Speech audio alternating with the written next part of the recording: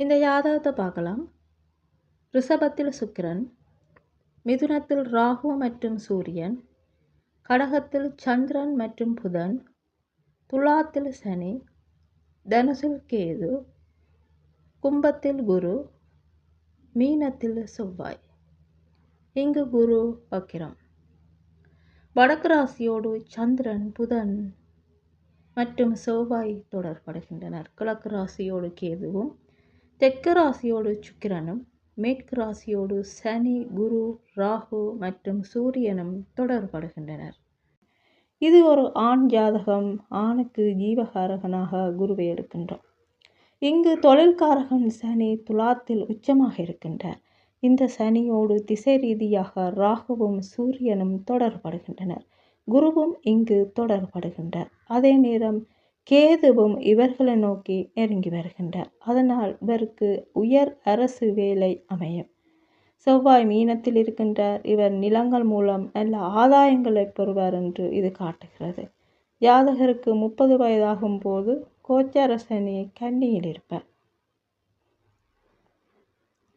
அந்த காலகட்டத்தில் சுக்கிரனோடு தொடர்பு கொள்வார். ஜாதகருக்கு 30-31 வயதாகும் போது அவரது மனைவி அல்லது அவரது சகோதரி மூலம் பணம் கிடைக்கும் என்று சொல்லலாம். சுக்கிரன் சொந்த வீட்டில் இருப்பதால் அவர் தனது சொந்தக்காரர்களுக்கிடையே திருமணம் செய்வார். குரு வக்ரமாக இருப்பதால் பின் ராசியான மகரத்தோடு தொடர்பு கொள்வார். அங்கு சுக்கிரனும் புதனும் தொடர்படுகின்றனர். ஆக மகரத்தோடு புதன், சந்திரன், சுக்கிரன், குரு என தொடர்படுகின்றனர். இவர் இளமையாக இருக்கும்போது இவரது தாயார் மிகுந்த சிரமங்களுக்கெல்லாம் ஆளாகி இருப்பார் என்பதை காட்டுகிறது. உறவுகளின் உதவியுடன் பல சிரமங்களை எதிர்கொண்டு பெரிய வெற்றியை இவர் அடைய வேண்டியிருந்தது. மகரத்தை புதன் பார்க்கின்றார். புதன் ராகு சூரியனுக்கு அடுத்து இருக்கின்றார். இவரது தந்தை சொந்தமாக ஒரு வீட்டை வைத்திருப்பதை காட்டுகிறது. ராகுவோடு இருப்பதால் சில பிரச்சனைகள் இருப்பதையும் காட்டுகிறது. இங்கு புதன் ராகுவுக்கு பின்னால் இருக்கின்றார். குருவிற்கு பின்னால் கேதுவை தவிர வேறு கிரகங்கள் இல்லாததால் ஜாதகருக்கு மூத்த சகோதரர்கள் இல்லை என்று சொல்லலாம்.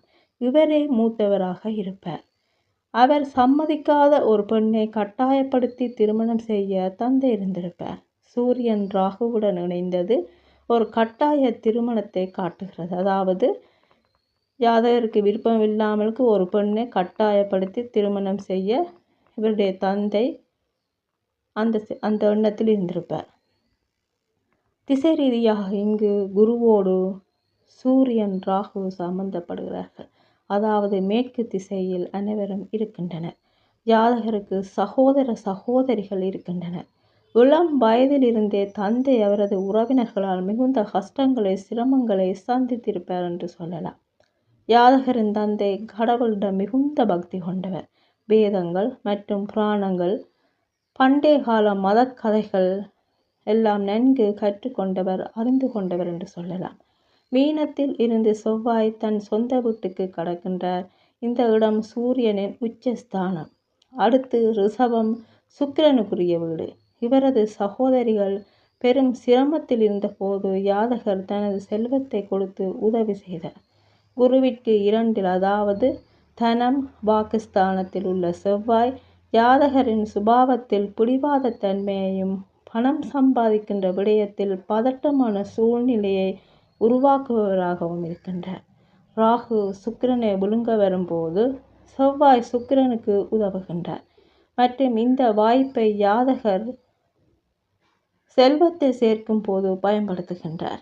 இவரது 41-42 வயதில், அதாவது 40 வயதாகும் போது சுக்கிரனோடு குரு இருப்பார். 41 வயதில் சூரியன் மற்றும் ராகுவோடு இருப்பார். குரு தனது 4வது சுற்றில் புதன் மீது போகும்போது 42 வயது. அப்பத்தான் ராகுவும் புதனில் இருந்து கலந்து மிதுனத்துக்கு சென்றிருப்பார். இந்த காலகட்டத்தில் ஜாதகர் ஒரு பழைய வீட்டை கைப்பற்றி கொள்கின்றார். குருவின் 5வது சுற்றில் குரு கடகத்தை விட்டு வெளியேறுவதற்கு முன் ஜாதகரின் மனைவி இறந்து விடுவார். தனுசுக்கு குரு வரும்போது இவர் அரச சேவையில் இருந்து ஓய்வு பெறுவார் என்று சொல்லலாம். பின் சளி, இருமல் மற்றும் மூல நோயால் ஜாதகர் பாதிக்கப்படுகிறார் என்று சொல்லலாம். அடிக்கடி இருமல் இருந்திருக்கும் இவருக்கு, அது தொடரும். இவர் ஏன் அடிக்கடி இருமலால் பாதிக்கப்படுகிறார் என்றால், முந்தைய பிறவியில், அதாவது கடந்த பிறவியில் இவர் வயல் வைத்திருந்தார். அங்கு ஒரு கன்றுக்குட்டி மேய்ச்சலுக்காக துள்ளி ஓடி வருகிறது. அதை கண்ட இவர் அதனை அடித்தே கொன்றுவிட்டார். அந்த கன்று வலியால் துடித்து மூச்சு விட முடியாமல் மூச்சு திணறி இறந்ததால் இந்த பிறப்பில் இவருக்கு அடிக்கடி இருமி மூச்சு விட முடியாமல் சில நேரங்களில் கஷ்டப்படுகின்றார். மகர ராசிக்கு குரு வக்கிரமாகி போவது, அது செவ்வாயின் உச்ச வீடு.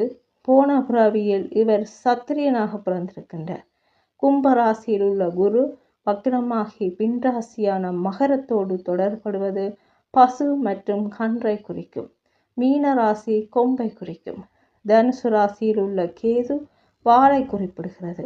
மகர ராசியோடு புதன் நேரடியாக தொடர்பு கொள்வது பசுமையான வயல்களை குறிக்கும். செவ்வாய் மற்றும் சனிக்கு இடையில் வியாழன் இடம் பிடித்திருப்பது மனிதன் அவசரமாக செயல்பட்டு, அதாவது இந்த ஜாதகர் அவசரமாக செயல்பட்டு கன்றுக்குட்டியை கொன்றபோது ஏற்பட்ட இக்கட்டான நிலையை இது குறிக்கிறது. பிராமணருக்கு மற்றும் பசுவிற்கு உணவளிப்பதன் மூலம் இதை சரி செய்து கொள்ள முடியும். ஆனால் இது எல்லாம் இந்த ஜாதகருக்கு பிடிக்காது. ஒரு புதிய இடத்துக்கு சென்று சம்பாதிக்க தொடங்கி 68-70 வயது வரை வாழ்வார் என்று சொல்லலாம். இந்த ஜாதகத்தை பார்க்கலாம். மிதுனத்தில் ராகு மற்றும் சுக்கிரன், கடகத்தில் புதன் மற்றும் சூரியன், துலாத்தில் சனி, தனுசில் கேது மற்றும் சந்திரன், கும்பத்தில் குரு, மீனத்தில் செவ்வாய். வடக்கு ராசியோடு புதன், சூரியன் மற்றும் செவ்வாய் தொடர்படுகின்றார். கிழக்கு ராசியோடு கேது மற்றும் சந்திரனும், தெற்கு ராசியோடு குருவும், மேற்கு ராசியோடு ராகு, சனி மற்றும் சுக்கிரனும் தொடர்படுகின்றனர். இதுவும் ஒரு ஆண் ஜாதகராக இங்கு குருவை எடுக்கின்றோம். இவர் நடுத்தர கல்வியை பயின்ற ஒரு எளிமையான மனிதர் என்று சொல்லலாம். இங்கு சூரியன் புதனோடு சேர்ந்து கடகத்தில் இருக்கின்றார். இவரது தந்தை ஒரு சாமியார். நில சொத்துக்களால் நல்ல விளைச்சலை பெறுகின்றார். சூரியனுக்கு 2ஆம் வீட்டை குரு நேருக்கு நேராக பார்க்கின்றார். ஜாதகர் தனது சொந்த இடத்தில் இருந்து இடம்பெயர்வார். அவர் ஒரு பொது நிறுவனத்தில் ஈடுபடுவார். அவர் அதிகம் சம்பாதிக்காத இடத்திலும் மகிழ்ச்சியாக இருப்பார். சில காலம் கழித்து துணி ஆலையில் வேலை கிடைக்கும். கிட்டத்தட்ட 34 வயதாகும் போது குரு சந்திரனோடு தொடர்படுவார். இந்த 34 வயதான காலப்பகுதியில் ஒரு விதவையை திருமணம் செய்து கொள்வார் என்று சொல்லலாம். இந்த ஜாதகத்தை பார்க்கலாம். சிம்மத்தில் சனி மற்றும் செவ்வாய், கன்னியில் கேது, புதன் மற்றும் சந்திரன், துலாத்தில் சூரியன், விருச்சிகத்தில் சுக்கிரன், மகரத்தில் குரு, மீனத்தில் ராகு. வடக்கு ராசியோடு சுக்கிரன் மற்றும் ராகு தொடர்படுகின்றனர். கிழக்கு ராசியோடு சனி மற்றும் செவ்வாயும், தெற்கு ராசியோடு குரு, சந்திரன், புதன் மற்றும் கேதுவும், மேற்கு ராசியோடு சூரியனும் தொடர்படுகின்றனர். இதுவும் ஒரு ஆண் ஜாதகராக குருவை எடுக்கின்றோம். இந்த ஜாதகத்தில் தொழில்காரகன் சனி ராஜராசியான சிம்ம ராசியில் சகோதரர்களை குறிக்கும் செவ்வாயுடன் இருக்கிறார். சிம்ம ராசி அரசாங்கத்தை குறிக்கும் என்றாலும் சிம்மத்தின் நாயகன் துலாத்தில் வலுவிழந்துள்ளார். சிம்மத்தில் செவ்வாய் பலமாக இருந்தாலும் எதிரியான சனியோடு இருக்கின்றார். இவரது சகோதரர்களுக்குள் சண்டை ஏற்பட்டது.